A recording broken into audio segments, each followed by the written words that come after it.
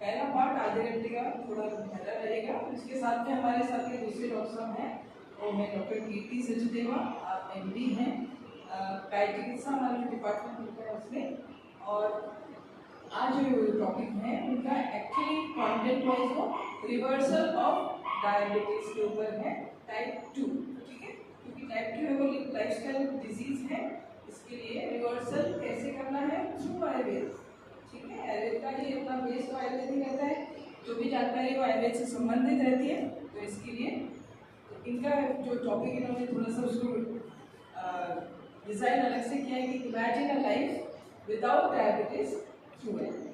ठीक है, तो मेरा फर्स्ट पार्ट टॉपिक के बाद में वो कंटिन्यू करेंगे। मैं अपना टॉपिक स्टार्ट करती हूँ।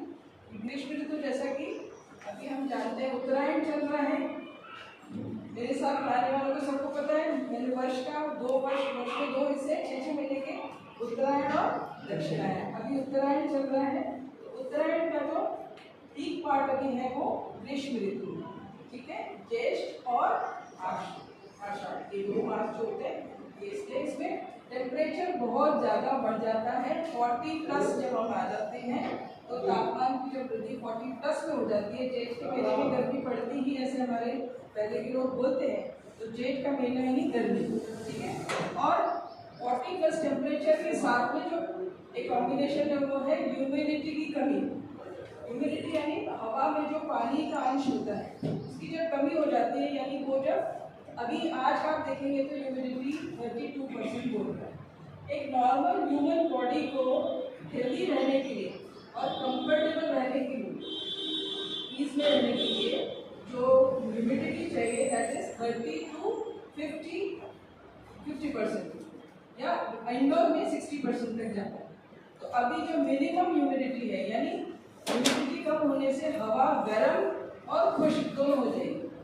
हवा में गर्मी और खुश्की दोनों होने से क्या है, ये हमारा बॉडी में से जलीय अंश या स्नेह का तत्व, दोनों स्नेह तत्व यानी जो चिकनाई वो और जलीय अंश, तो वो पार्ट को बहुत जल्दी अवशोषित करता है या ड्रेन कर देता है। दोनों बात हम समझ सकते हैं। और बॉडी में इंटरनली और एक्सटर्नली ड्राइनेस आ जाती है। ठीक है, और सर्कुलेशन भी अपने आप बढ़ जाता है। जैसे हीट बढ़ती है तो हमारा बॉडी सर्कुलेशन बढ़ जाता है और बीपी फ्लक्चुएट करता है। क्यों मेंटेन करना है? बीपी फ्लक्चुएशन है, इलेक्ट्रोलाइट फ्लक्चुएशन है, ये सारी चीज़ होने से हमें ये नहीं रखेंगे तो लू लगने की संभावना बनने लग जाती है। ठीक है, तो लू नहीं लगने के लिए हमें ये सारी चीज़ें करनी चाहिए। तो सबसे पहले भोजन के बारे में जो सबसे पहले बड़ी बात है ना, वो गर्मी में ध्यान रखने की है कि भोजन ताज़ा बना के खाना है, सबसे बड़ा पॉइंट है। क्योंकि खाना कुक्ड फूड है वो ज़्यादा समय तक रहता ही नहीं है। क्या हो जाता है? बासी हो जाता है, स्टे हो जाता है। उसमें जो फर्मेंटेशन प्रोसेस हो जाती है, टेस्ट बदल जाता है, उसका खटाई आ जाती है, बदबू आ जाती है। तो जो अभी इस टेम्परेचर में सबसे ज़्यादा जो कुक्ड फूड है उसमें ताज़ा भोजन बना के खाना। फ्रिज रेफ्रिजरेटर है हमारे पास, बड़े बड़े हैं, लेकिन उसमें भी आप सिर्फ डिले कर सकते हो उसको, यू कांट स्टॉप। सुबह का शाम तक ओवरनाइट का तो वैसे ही हम बासी भोजन, क्या बासी भोजन बनता बोला, बासी भोजन से वायु प्रकोप होता है तो खुश्की और बढ़ेगी, वायु प्रवाह और बढ़ेगा, स्पीड से बढ़ेगा। तो बासी भोजन नहीं करना है, वैसे भी आयुर्वेद निषेध करता है, हम लोगों ने खाना नहीं, इस ऋतु में तो खासकर नहीं खाना चाहिए। ताज़ा भोजन का एक और भी कारण है, फूड पॉइजनिंग होने की सबसे ज़्यादा संभावना इस सीजन में होती है। फूड पॉइजनिंग क्यों? फूड खाना, कुक फूड या कोई भी चीज़ है वो बहुत जल्दी ज़्यादा, उसका जो शेल्फ लाइफ है ही नहीं, इसलिए ताज़ा भोजन बना के खाना है, फ्रेशली कुक फूड। ठीक है, बनाइए तो 1 घंटा 2 घंटा के अंदर कंज्यूम करें, खत्म। ठीक है, ज़्यादा नहीं रखना, उतना ही बनाइए कि जो उस टाइम में चले ज़्यादा बना के नहीं रखना है। हम विंटर्स में रख लेते थे ना कि सुबह ज़्यादा बन गया कोई बात नहीं, शाम को यूज़ कर लेंगे, प्री हीट करके दोबारा गर्म करके। लेकिन गर्मी में ये वो सीज़न नहीं है, जो ये करेगा वो गलती हो जाएगा, या तो खुद गलती हो जाएगा या घर वालों को विभाग करेगा। घी और तेल में हम तेल का प्रयोग कम कर देंगे, थोड़ी घी की मात्रा को करिए। थोड़ी मात्रा में घी है, मक्खन है, इसका सेवन अभी करना चाहिए स्निग्धता के लिए। तो घी की मात्रा, दाल को हम थोड़ी घी में छोड़ देंगे, कड़ी को थोड़ा घी में छोड़ देंगे, तोरई को हम घी में छोड़ सकते हैं। थोड़ी मात्रा में घी का प्रयोग करना है। दूसरा, तेल कम करें। तेल गर्म तासीर का होता है, घी चिपचिपे। अभी घी की बात चलती है, गाय का घी बिलौना, ठीक है।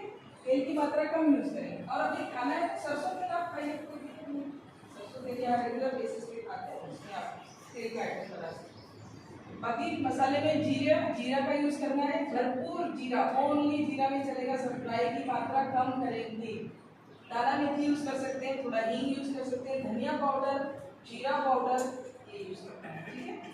थोड़ा अदरक भी यूज कर सकते हैं, थोड़ी मात्रा में आमचूर यूज कर सकते हैं, पुदीना पाउडर यूज कर सकते हैं, ये मसाले हैं। अच्छा, आइटम की बात आएगी। और छाछ, इसमें भरपूर मात्रा में छाछ का प्रयोग करना है भोजन में, ठीक है। छाछ या प्लेन छाछ मसाला डाल के रायता बना सकते हैं। रायता की बहुत वैरायटी है, घिया का रायता, कद्दू का रायता, खीरा ककड़ी, सलाद पूरा आ रहा है अभी, सब कुछ सेवन करना है। सफेद प्याज, जो लोग प्याज खाते हैं, सफेद प्याज जो भी सलाद के लिए भी यूज होता है, ठीक है। और चटनी बनाना भी बहुत, पुदीना चटनी, ठीक है। आपका कैरी का चटनी, कैरी पुदीना चटनी, क्योंकि लू से बचने के लिए मोस्टली आपको बताऊं, मैंने पहले भी रिपीट किया है, 3 ही आइटम है, पुदीना, कैरी, 3 है, ठीक है।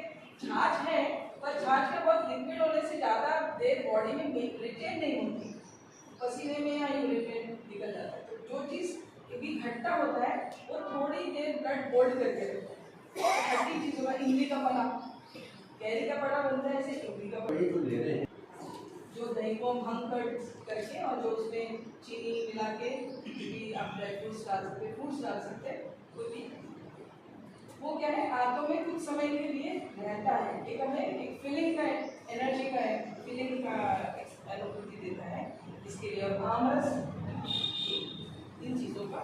ड्राई फ्रूट्स में सभी ड्राई फ्रूट्स अभी हम भिगो के खाएंगे। जो भी ड्राई फ्रूट्स हम खाते हैं, चाहे बादाम खा रहे हैं भिगो के, अखरोट खा रहे हैं भिगो कर, किशमिश, मुनक्का, ठीक है, अंजीर, सब भिगो के ओवरनाइट सोक करके अब उसका पानी भी पीजिए। पानी फेंकने का नहीं होता है, ठीक है। पानी सेवन का जो है, पानी के लिए फ्रिज का पानी, तो किसका पानी, सबके घर में मटका है कि आगे देखेंगे इधर बोलने से नहीं है ना, मटका पानी, ठीक है। और अच्छा, अभी कोई बहुत अच्छे सुंदर सुंदर जग भी आ गए हैं, जग आप देखना, सुंदर आप जग भी रख सकते हैं। क्यों, मटका पानी जो है उसका जो टेम्परेचर हमारे बॉडी के टेम्परेचर से थोड़ा ही ठंडा होता है, यानी। और रेफ्रिजरेटेड पानी आप पीते जाएंगे, पेट भर जाएगा, ओवर ड्रिंकिंग हो जाएगा, पर आपकी प्यास नहीं बुझेगी। फिर ओवर ड्रिंकिंग से बादाम और अखरोट भी होते हैं, नहीं, बादाम का अंजीर, किशमिश, मुनक्का का जो हम भिगोते हैं, बाकी ऑयली उसका नहीं। आमरस में बोला तो दूध और आम साथ में नहीं खाना चाहिए। नहीं खाना चाहिए। हमारा आमरस तो ओनली आम का रस होता है, नो दूध, केवल आम का रस। अच्छा, सोने की बात जब आएगी, अब यह आहार का पूरा हो गया। पूरा आहार में आप और आइटम्स यूज कर, वो दे सकते हैं आपको जलवाएंगे, ठीक है। और बिना बर्फ का पिएंगे तो बहुत अच्छा रहेगा, गले को नुकसान नहीं होगा। और नींबू, शिकंजी, अदरक, पुदीना, जिंजर मिंट कॉम्बिनेशन देंगे तो उसे लू नहीं लगती, ठीक है। बीज का शरबत, पानी में, नो दूध, नो आइसक्रीम, सिंपल पानी में मैश करिए, पका हुआ उसका बीज का दूधा, ठीक है। तो छोड़ दीजिए 1-2 घंटे, तो पानी स्ट्रेट करिए, पूरा डालिए चीनी, तो डायबिटीज है पूरा नहीं डालेंगे, प्लेन पानी पिएंगे। सौंफ का शरबत, सत्तू, जो और चने का सत्तू होता है, उसको पानी में घोल के, फालसे का शरबत, एक फालसा शरबत आता है, हमारा है निद्रा। सबसे पहले तो गर्मी ही एक ऐसा ऋतु है जिसमें सोने को शास्त्रोक्त सम्मति दिया है। You can sleep, you have to sleep for 1 hour continuous 1 hour जैसा भी, पर दिन में सोने का विधान है, ठीक है। बाकी 10 महीने के लिए मैं मना करती हूँ ना कि नहीं सोना, शरीर भारी हो जाएगा, आलस हो जाएगा और आपको जगलाहट हो जाएगी, है ना, ये चीज़ें इसलिए नहीं करना है। तो गर्मी में सोना है दिन में ठीक थोड़े समय के लिए, ये नहीं कि फिर 2-3 घंटे निकाल के रहने का है, ऐसे नहीं, आराम करना है, ठीक है। और थोड़ा व्यायाम भी करना है, लेकिन व्यायाम है उसकी जो है वो लघु व्यायाम है, यानी टहलना एक व्यायाम है, ज़्यादा एक्सर्ट नहीं करना है। ऑलरेडी टेम्परेचर से बॉडी जल्दी एक्सर्ट हो जाता है, तो टहलना, चंक्रमण बोला है मैंने यहाँ पर, तो पैदल चलना, हल्का टहलना बोलते हैं ना जिसको, टहलना है। तो टहलने के साथ में सुबह योगाभ्यास भी, हम योगासन करना है, हाथ पैर हिलाना है, जॉइंट्स, हल्की फुल्की एक्सरसाइज, तब तक पसीना आने तक। पैरामीटर क्या है? पसीना। सुबह में एक ठंडी एक्सरसाइज करिए, पसीना आया बस उतना ही करना है, फिर वापस कूल डाउन हो जाना है ना। और जिम नहीं जाना है, गर्मी में जिम नहीं जाना है, एक्सर्ट हो जाते हैं, फटीग हो जाता है, मसल फटीग हो जाता है, बिल्कुल ये नहीं करना है, जिम नहीं जाना है। इससे अच्छा अगर व्यायाम के रूप में स्विमिंग कर सकते हैं, स्विमिंग एक अच्छा एक्सरसाइज है। तो और आसन के बाद हमको क्या करना है? प्राणायाम करते हैं, आसन के बाद प्राणायाम करते हैं। एक आसन है शवासन, जरूर करना चाहिए। शवासन होल बॉडी रिलैक्सेशन वाला जो शवासन है वो जरूर से करना है, ठीक है। प्राणायाम की बात करेंगे तो आसन के बाद प्राणायाम करें। हाँ, आसन के बाद, हाँ बिल्कुल, जो अष्टांग योग में सीक्वेंस है, आसन के बाद प्राणायाम होता है, ठीक है। यम नियम आसन प्राणायाम, ठीक है। और के बाद में शयन की है ना, शयन में 2 टाइम अभी हम सब स्नान करते हैं। अच्छा, शाम का स्नान का या तो शाम को भोजन के पहले कर लीजिए, स्नान के बाद, भोजन के बाद में करना है तो 1 घंटे के बाद में करके सोना। ज़्यादातर महिलाओं को प्रॉब्लम होता है, पसीना में काम, किचन में काम करना होता है, तो पसीना आ गया तो नहाने को चले गए, ये प्रॉब्लम की वजह से थोड़ा उनको जुकाम का प्रॉब्लम हो जाता है। उसके बाद आता है उसे, और रात्रि जागरण नहीं करना, 10-11 बजे जब सुबह जल्दी उठना है।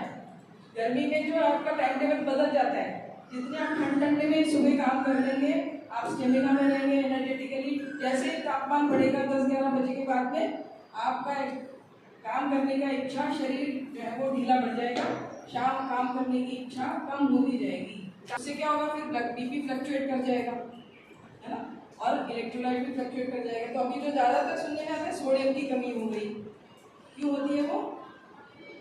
हमारा खाना पीना जो एक चेन बनी हुई है, उस चेन को मेंटेन करना होता है, पोषण की चेन जो बनी हुई है। तो इसे सुबह उठ के और बाहर निकलना है तो कुछ खाए पिए बिना निकलना ही नहीं है, ठीक है। ये भी एक सामान्य नियम, इसको फॉलो करना है कड़क से। वस्त्र धारण, ब्रेकफास्ट बिल्कुल, उसके आगे मैं और बताऊंगी क्या क्या है। अच्छा, कब वस्त्र, अच्छा, गर्मी में एक कॉन्स्टिपेशन भी हो जाता है। गर्मी का कॉन्स्टिपेशन वो एक अलग तरह का होता है। तो वो कॉन्स्टिपेशन, अगर हार्ट स्टूल्स हो जाते हैं, ड्राई स्टूल्स हो जाते हैं हार्ट, और बहुत जोर लगाता है कोई भी व्यक्ति, तो पाइल्स होने की संभावना भी बन जाती है, ब्लीडिंग हो जाती है उसकी वजह से, ठीक है। एक है नक्सीर आने का।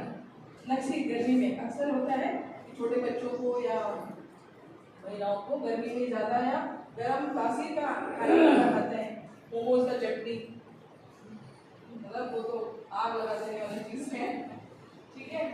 लहसुन का चटनी, वो ऐसा हॉट स्पाइसी चीज़ें अभी जब हम खा लेते हैं तो बॉडी में ऑलरेडी हीट है, बॉडी हम हीट से बचा रहे हैं, लेकिन उसमें और हम ऐड ऑन कर देते हैं तो क्या होता है? नक्सीर आता है, ठीक है, गर्मी से। और यूटीआई होने का पूरा भी टाइम है, क्योंकि पानी हम पीते हैं, लिक्विड पीते हैं, पर क्या है वो पसीना बन जाता है ना, और यूरिन की मात्रा कम, तो पेशाब करने जाते हैं तो कम मात्रा में आता है, पीला आता है, जलन के साथ आता है, तो ये सारी चीज़ें यूटीआई होने का पूरी संभावना रहती है।